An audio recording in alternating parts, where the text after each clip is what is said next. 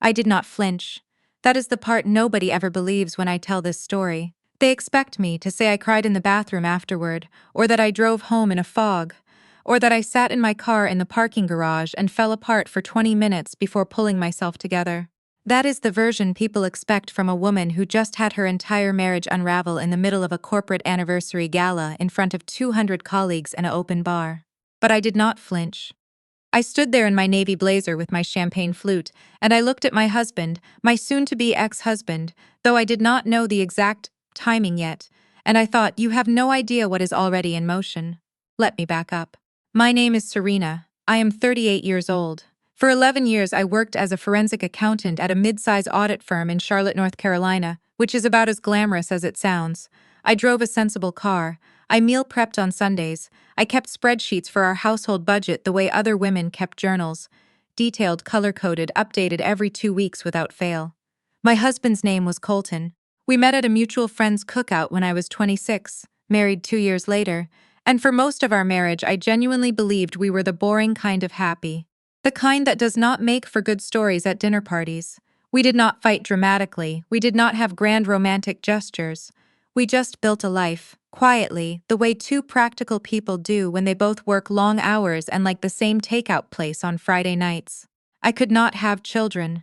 We found that out in year 3 of our marriage, after 18 months of trying and 4 rounds of fertility treatment that drained our savings account and something harder to name.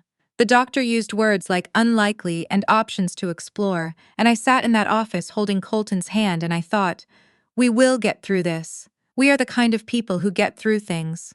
Colton said all the right things that day, and the day after, and for about 6 months after that.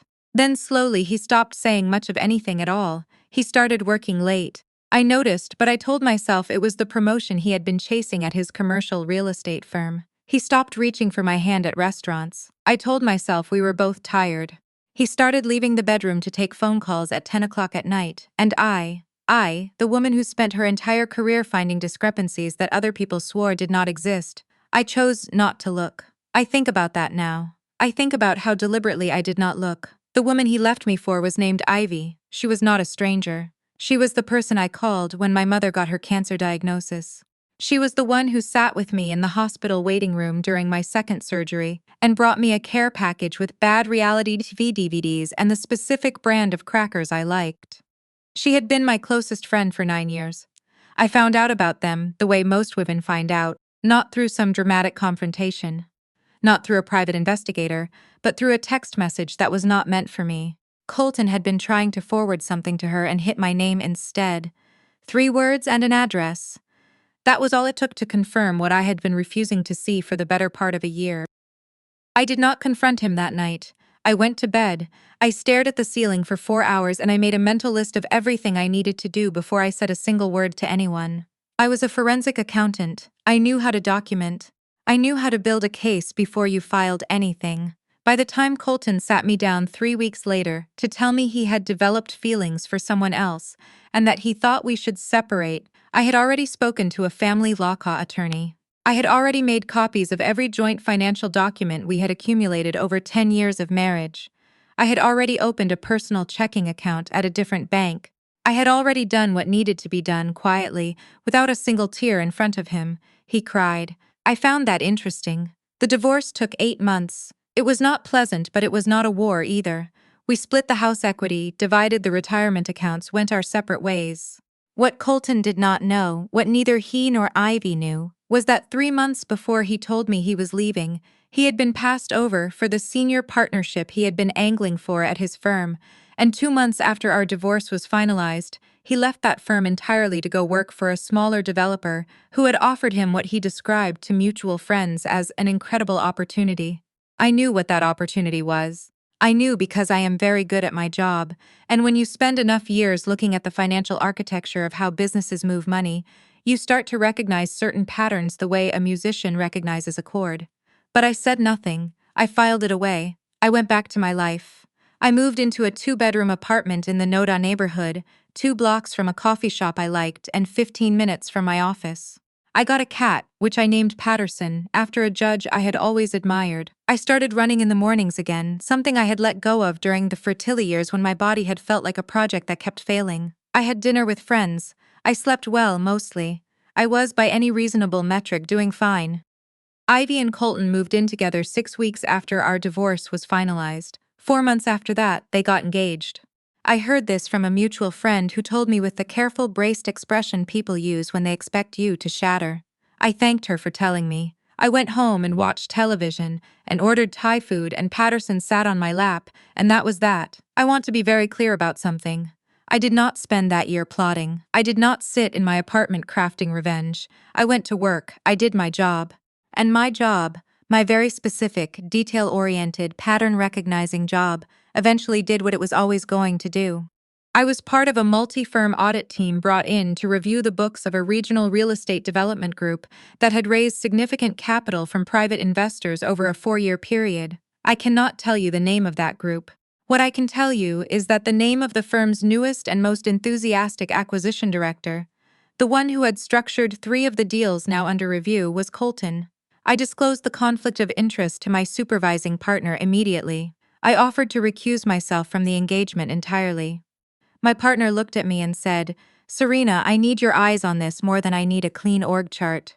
We'll document the disclosure and manage the exposure." So I stayed on the engagement, and I worked it the way I work everything, methodically, without emotion, following the numbers wherever they went. They went somewhere very interesting. The pattern was not obvious at first, it never is. But over the course of 6 weeks, pulling apart investor contribution records, bank wire logs, property trials reports, and a series of LLC structures that had been set up and dissolved with suspicious regularity, I found it.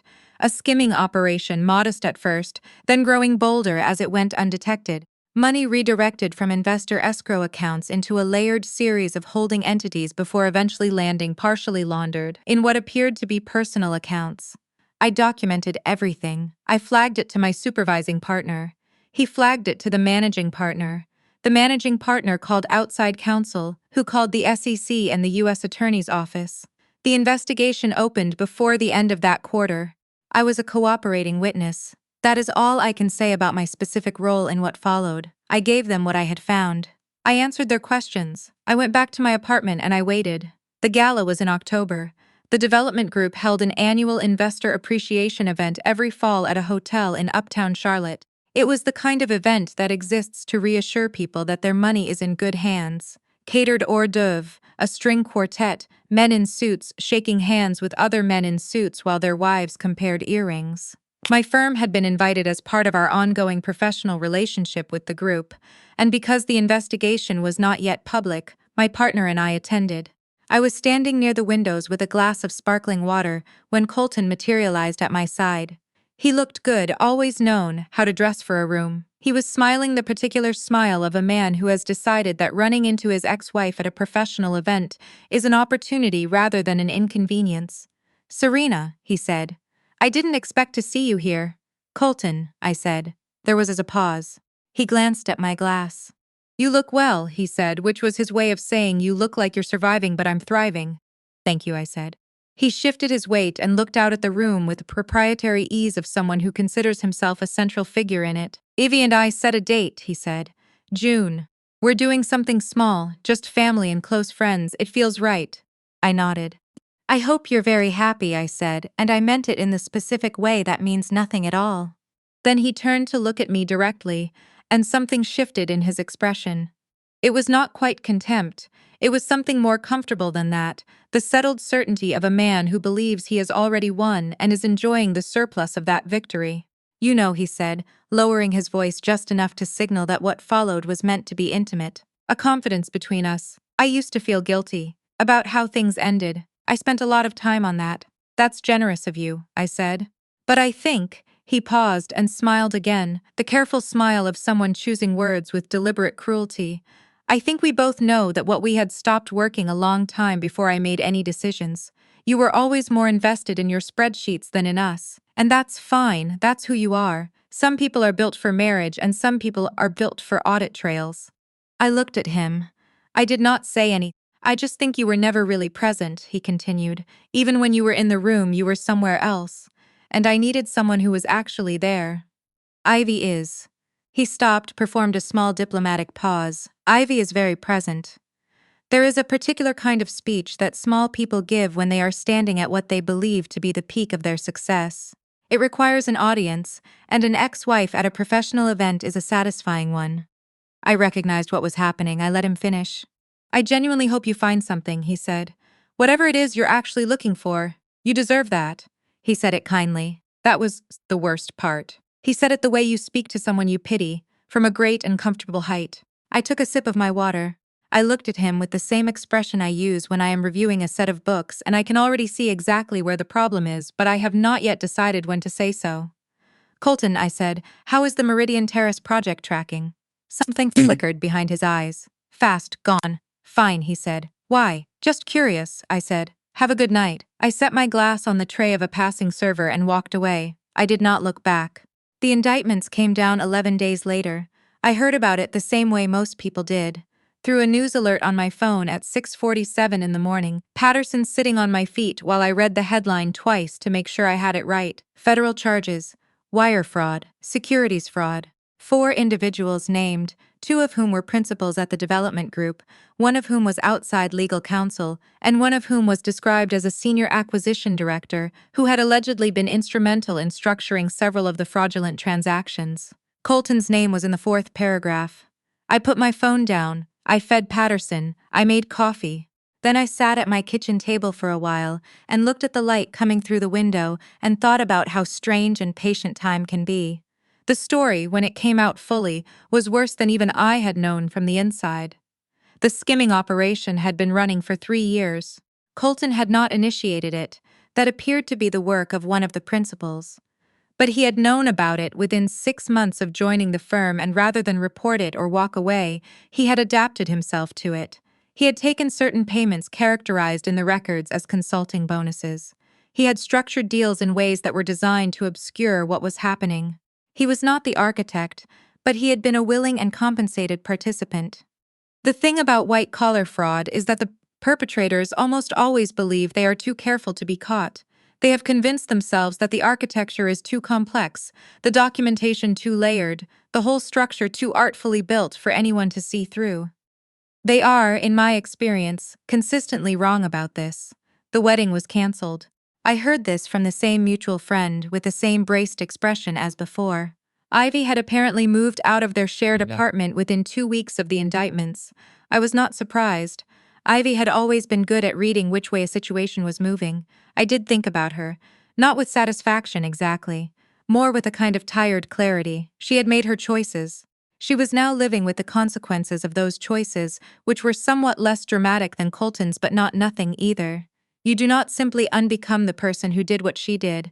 You carry that with you wherever you go. The legal process took a long time, as legal processes do. I will not walk you through every development because I was not present for most of them. I gave my testimony, I attended the depositions I was required to attend, and otherwise I continued living my life.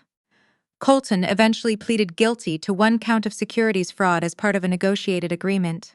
He received a sentence that I will not specify, along with significant financial penalties, disgorgement of the payments he had received, and what I understand was a permanent bar from working in the securities industry.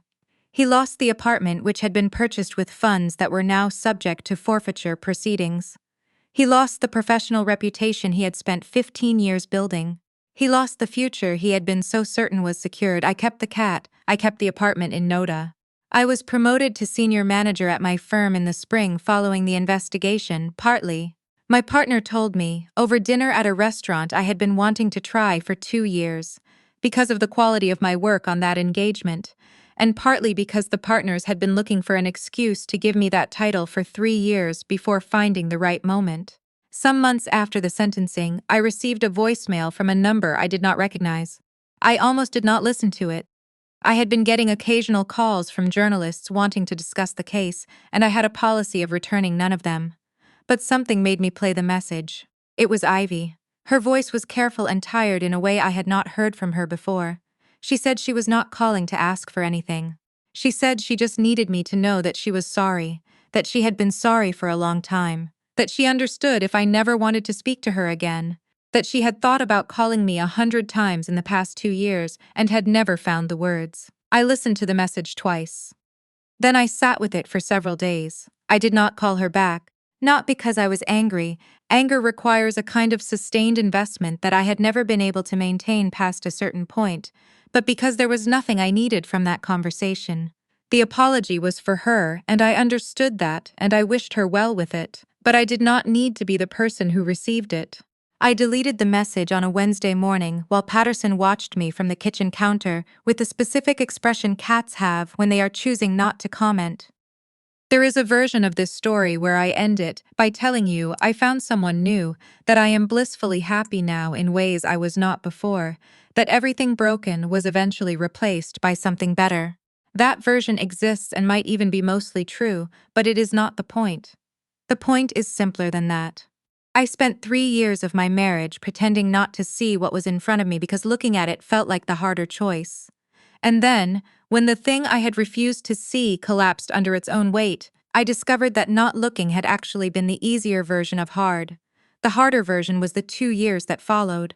The harder version was the fertility grief I had never fully processed, and the friendship I had lost along with the marriage, and the particular loneliness of rebuilding a life that had been partially built around the wrong foundation.